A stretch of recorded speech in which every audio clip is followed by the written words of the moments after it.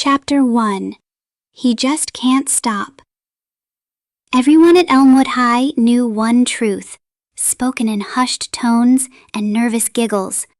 Caden, the Gooner James, was out of control. He wasn't like other boys.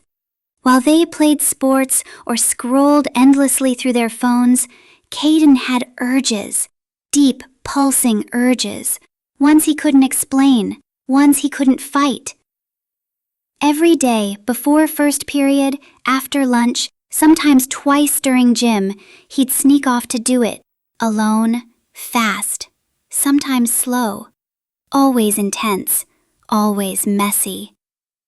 "He's gooning again," someone would whisper, peeking through a cracked classroom door. "Look at him go." He'd be hunched over, breathing heavy, eyes wide, hands moving rhythmically, white stuff everywhere. On his desk, in his hair, on the window. The janitor had to mop the science lab floor 3 times last Thursday. Mrs. Fairbanks nearly fainted when it got on her shoe. "Caden!" she shrieked. "Control yourself!" But Caden couldn't, wouldn't, didn't want to. There was something about it. The texture, the coolness, the smooth, creamy drip. The feeling of a fresh carton in his hand, the pressure, the pop, the burst, the satisfaction. He groaned behind the vending machine. Students turned away, blushing. Teachers filed reports. The principal called his mom. But it never stopped, because Caden was a gooner. Always gooning, always bursting, always white. He even started bringing a towel. "For the cleanup," he'd say with a wink. Then one day, they followed him. A group of classmates, tired of the rumors, desperate for the truth.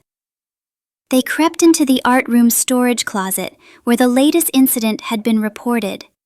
They pushed open the door, and there he was, sweat on his brow, shirt half off, surrounded by milk cartons, yogurt tubes, and half-melted tubs of vanilla ice cream. His hands were slick with dairy.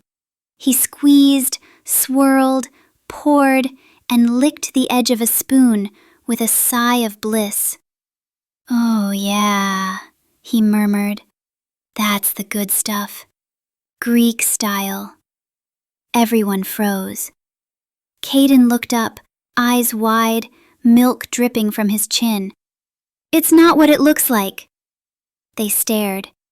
"It's exactly what it looks like," Priya gasped. "Wait," Jade squinted at the label on the table.